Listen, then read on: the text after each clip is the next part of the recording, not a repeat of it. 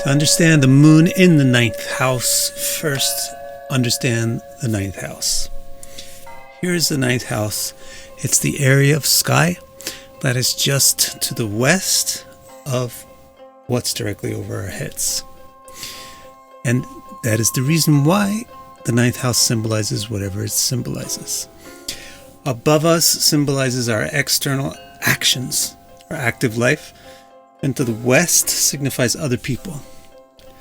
So therefore, the ninth house basically symbolizes our actions pertaining to other people, or the way we affect others. This has two primary implications: our values and our integrity. What we believe is the right way to act, and our ability to act the right way. So this is why the ninth house is the house of philosophy, and that encompasses all sorts of words like religion, ethics, morals, and so on. The ninth house is also the house of education, because education is the way that we receive philosophy. Education is the way that we receive morals, ethics, etc. And the ninth house is the house of educators, teachers, parents, family, elders, gurus, priests. Also, the ninth is the house of good deeds. That's the basis of what it is, really. The philosophy is the conception of the good deeds. The good deeds is the action. So how we act towards others, whether we are proper or improper in our actions, that's the subject of the ninth house. So you find a person being dharmic or responsible, and you find a person being generous or charitable. Those traits are of a positive ninth house. Good deeds create good success. If you do things right, you succeed. If you do things good, you get good results. And so the ninth house not only represents good deeds, it also represents good results. That's why it's the house of prosperity and fortune. Now, to understand the moon in the ninth house, the next thing we need to do is understand the moon. The moon is a bright planet that comes out at night. Hence, it's dichotomous, because it's both bright and dark. And so it represents that kind of dichotomy, fluctuation, cyclicity, a change of state, not being only one thing, being two things at once, etc. Because the moon is bright, it represents beautiful things, attractive things, things that capture your eye. But because the moon is associated with night, it symbolizes the unseen things. So it's a private planet, which is shy, domestic, or has to do with things that are occult or hidden. Because of that, it has to do with internal things. And this is why it represents the mind, because the mind is the internal aspect of the person. So the mind is a tool for experiencing emotions. It's the sense for emotions. Emotions are a result of desire, whether or not we get what we want. Desire is an outcome of opinion, what we think is good and what we think is bad. And so the moon, by saying that the moon symbolizes the mind, it's a nice little capsule for saying all those things. The moon represents subjectivity. The moon represents bias. The moon represents opinion. The moon represents desires, desirousness. It represents emotion. Another ramification of being internal is that it's the internal gender. So the moon represents femininity and female things. And that has a ramification on the brightness of the moon. Since the moon is bright, it should represent authority. But since it's night, it represents female. So you put two and two together, and it represents female authority, like queens, mothers, and so on. Now that we are up to speed on what the moon symbolizes and what the ninth house symbolizes, it's not that difficult to explain what the moon symbolizes when it's in the ninth house. All that we have to do is look for things that are very obviously in common or in contrast between the planet and the house that it occupies. For example, the moon represents the mother, the ninth house represents parents. And so the moon in the ninth house represents having good parents, or at least having the outcome of good parents. Being well raised, so it means having integrity, having ethics, having morals, etc. The moon symbolizes the mind, and the ninth house symbolizes education. So the moon is the planet of opinions, and the ninth house is about the informing or development of opinions. So the moon in the ninth house represents being well educated, well informed. So we find intelligent people or philosophical people associated with moon in ninth house. Finally, the moon symbolizes prosperity, and so did the ninth house. Why did the moon symbolize prosperity? Because it's female. So femininity is productive and fertile. And so the moon in the ninth house represents prosperity, which means wealth, which also means creativity or fertility.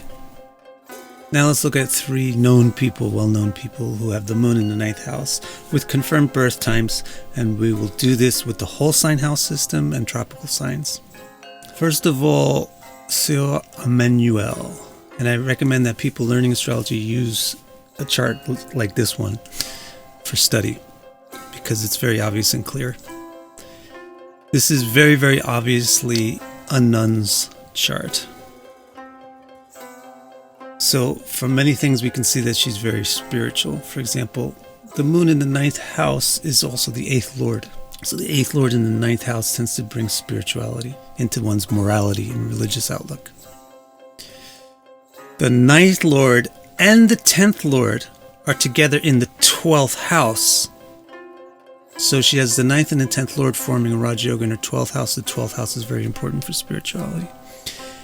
And she has Jupiter alone in the 10th house. So she has not 1 but 3 very big signatures of a spiritual person.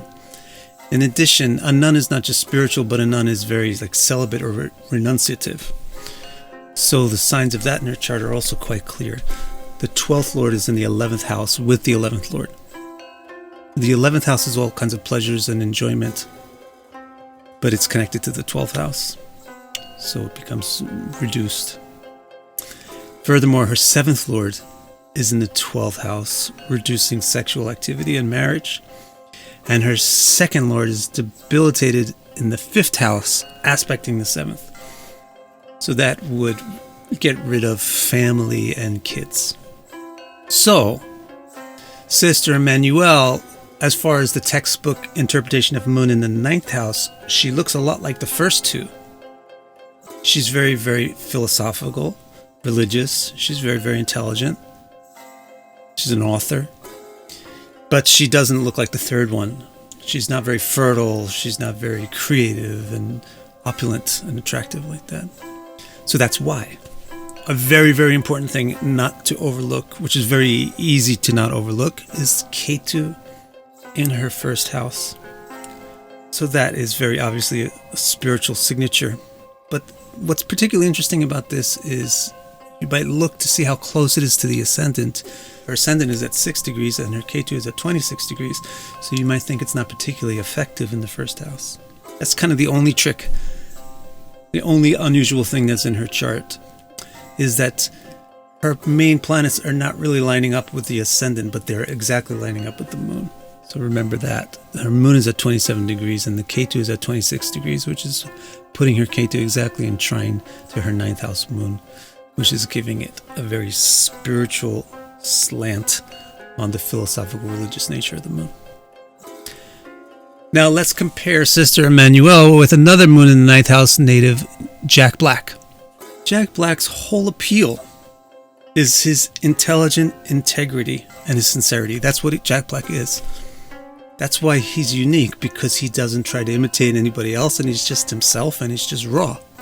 So you could see the sincerity, the integrity of the moon in the 9th house very clearly in him. You can also see the intelligence of the moon in the 9th house.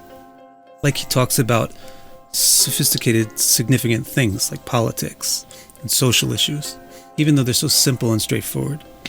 But most of all, most obvious with Jack Black is that he's an artist and an entertainer, quite different than Sister Emmanuelle. Why is it so?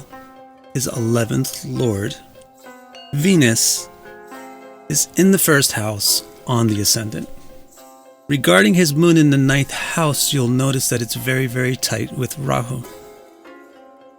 And if you think about Jack Black's integrity and philosophy and so forth, he's not Sister Emmanuelle, he's not Catholic, he's not religious. He has a boisterous, outgoing, unreserved, not conventionally religious integrity and philosophy and morality.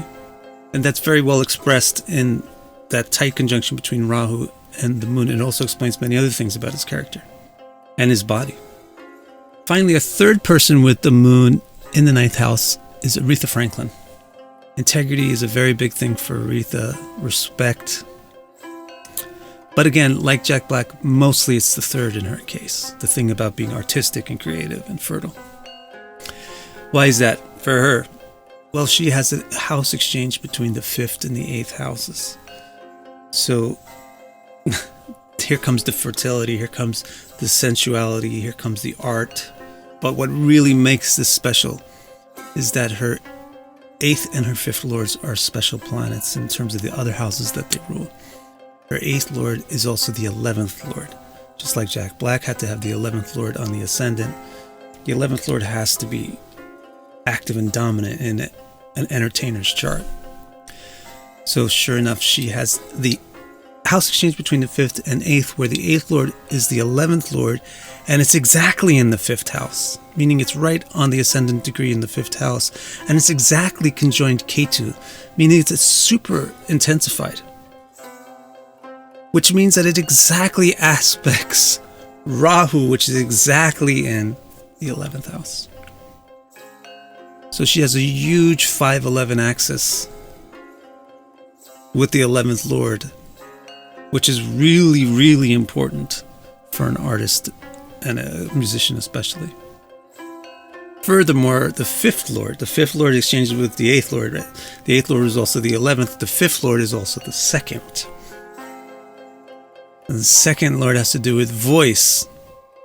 And this 2nd lord is exactly in the 8th house with the 1st lord, exactly aspecting the 2nd house. So while Sister Emmanuelle's chart was very good in general for anybody studying astrology, just because it's so clear and simple, Aretha Franklin's chart is a very good chart to have on hand when you're learning, just to show you the importance of degrees compared to the ascendant degree. If you want to actually have my interpretations for all of your placements in your chart, you can go to my website and order that from the charts page. It's victorcara.com/R2. Thank you so much.